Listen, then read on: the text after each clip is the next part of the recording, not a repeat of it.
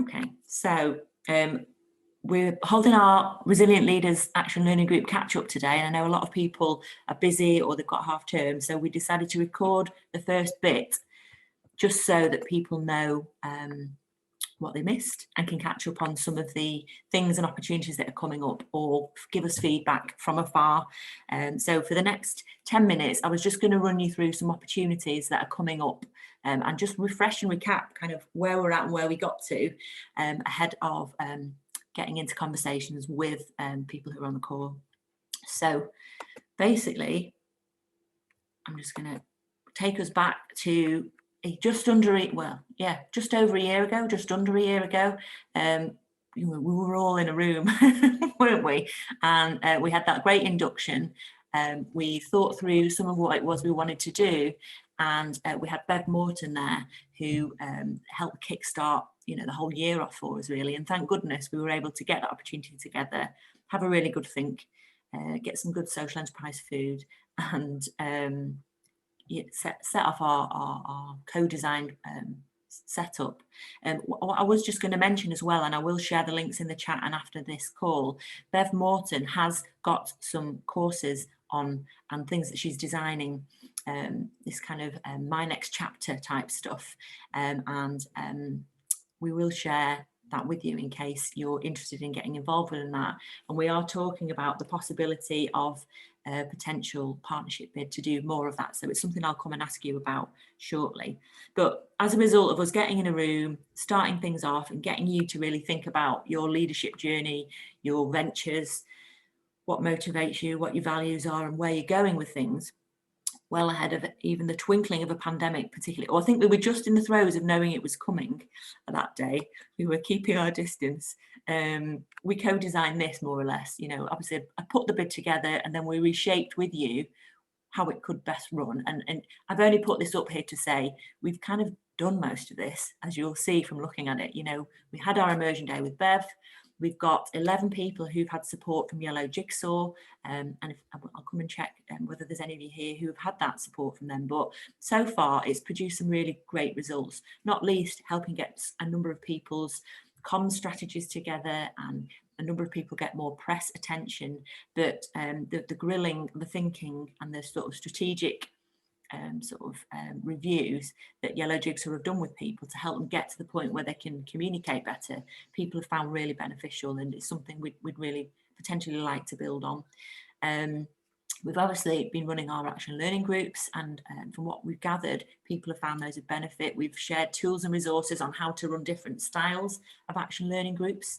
I think in the main, we've kept with some of the more traditional methods, sounding board sort of styles, but we're still happy to help people learn more around new techniques or trial different ways of running action learning groups, be it using whatever, more de Bono thinking techniques or some of the other sort of goldfish bowl stuff that we talked about. So that's something to think about.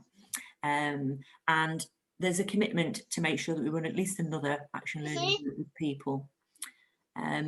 We've then got workshops that we've run. So we sat and we thought with you, I think we've got somebody who's not on mute, so I'll just try and work out who that is. Oh, sorry, Nicole, it's me. All right, no worries, Kim, we'll come back to you shortly. We co-designed with you what were these sessions that people needed. We kind of decided we wanted action learning, and we wanted action learning to be in kind of groups that were clustered around how long you'd been running your venture to get the most out of those conversations at that time. There was specific thematic stuff that people wanted and needing, which is basically all of these. I've got to say the only thing we didn't deliver on, because we've done far more than the workshops listed there, was this staffing, HR and recruitment.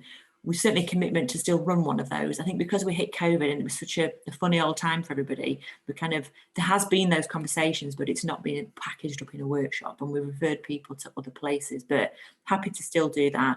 There was a lot of talk around health and wellbeing, and we've run a number of health and wellbeing events. We just did another one last week that went brilliantly, and we feel like we've got a really good physical and virtual format for this, and we're happy to find ways to run more of those where people want that, either to showcase what they're doing, trial test and connect up and share skills, but also so that women change makers and others can benefit from those health and wellbeing events.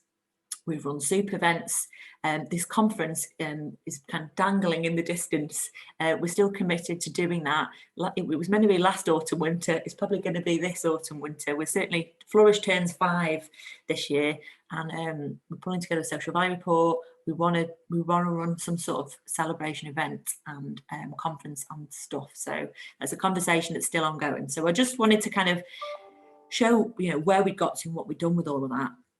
Where we're at now, and one of the things that we wanted to let people know about, we did help a lot of people through this period. In addition to what we've been running with Resilient Leaders, we had some cash and support from Manchester City Council, where we put together that Flourishing Beyond COVID toolkit for people. That's in the process of being rehashed and revised, because a lot of it's out of date, or certainly some of the funds are.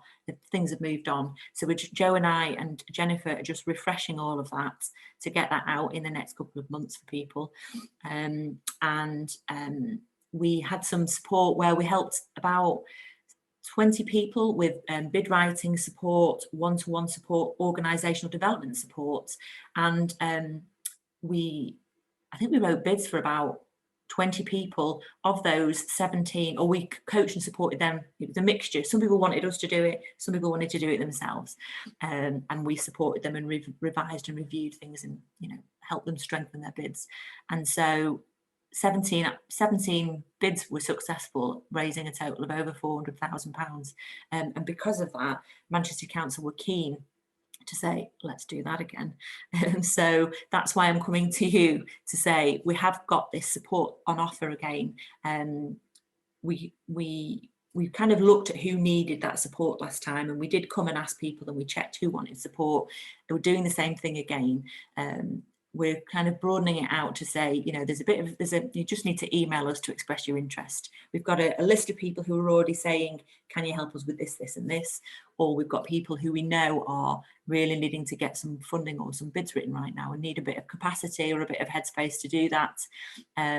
If that's something that's of interest, let us know. The main focus of that really is bid writing, organisation, resilience building, which could be anything. It could be governance, it could be helping with sort of bits of business planning, it could be you know, looking at some of your social value data, or thinking around how you might pull that stuff in, or PESEL reports, basically things that can help strengthen your sustainability and potential for bids, contracts and whatever else. So the offer's there. If that's something that would be helpful right now, we'll think that through. In addition to that, we are going to run some resilience building workshops. So there's some more workshops to come. We've got a vague idea of what we want to do with those, but I want to hear from you and others what we should be putting on for that. I've been keen for a while now to bring together these Build Back Better or Buy Back Better events. I've got a format ready to run. I've just, you know, just need to do it. So I'll talk more about that later, but it's a combination of workshops, some physical events that either are talking and thinking and co-designing and collaborating on ways to make sure social enterprise is at the forefront of building back better. But more than that, I'm really keen to buy back better and help us create ways to do that. I'm trying to help do that through Greater Manchester Social Enterprise Network and others, building a directory with them, and you've all had emails asking for stuff. Basically, we've used your application forms and what's on your website to pull together the content for both Greater Manchester Social Enterprise Network directory and a directory of our own that I'll try and show you where we're at with that. But we've got some support, and we're working with Annie Carpenter, for anyone who knows Annie Carpenter, to help pull that together. And she's also helping us work on this marketplace tool. So I saw this event, Pebble Fest or something it was called, the Pebble magazine, some eco-environmental magazine, and I really like the format of an online event that they ran. It was dead clever, and they had this kind of image and click-through map. It looks like Alton Towers. It was like a kind of caricature of a festival, and you click through and it brings lots of things to life. And I'm kind of going to try and nick that format for us to try and look at how we create some sort of virtual interesting marketplace graphic that helps showcase what people do and bring things to life with videos and blogs and whatever that people click through to. So we're working on that.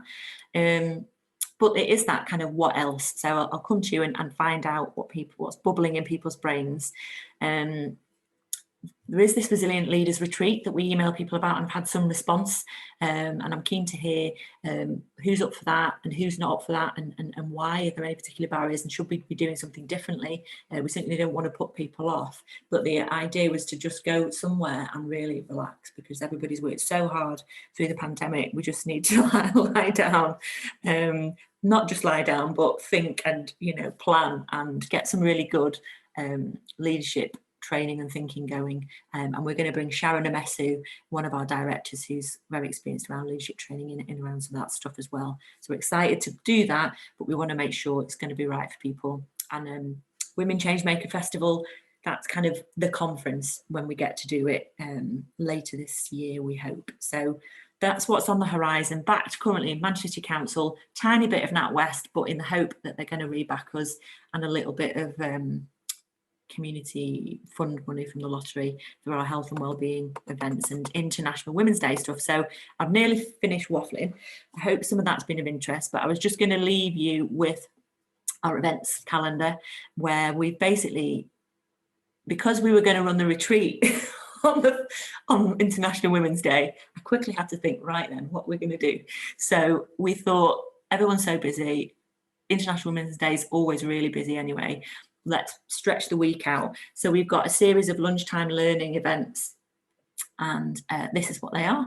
And you will see on Twitter and in your inboxes shortly a bit more information about these. You've had it, but we can explain a bit more about what these are.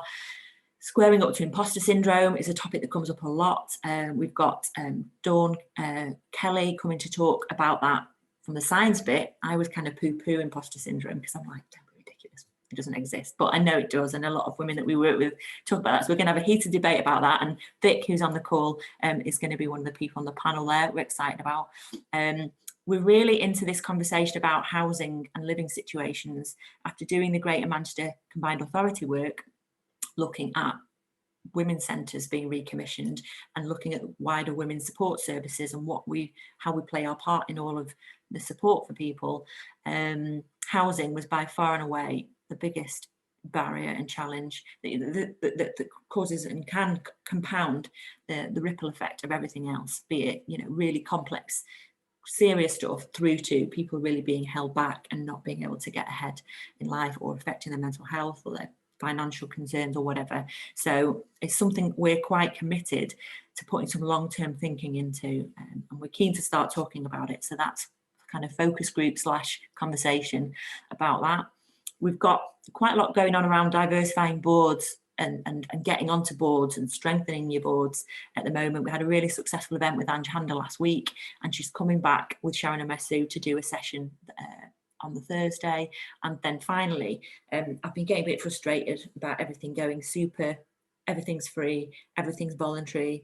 The charity sector and the social enterprise sector have never been particularly good at valuing themselves and charging what they're worth. And so I've got Kat Lecoq coming to put a real rocket up us, as she does, and we'll have a heated debate about putting profit back in non-profit.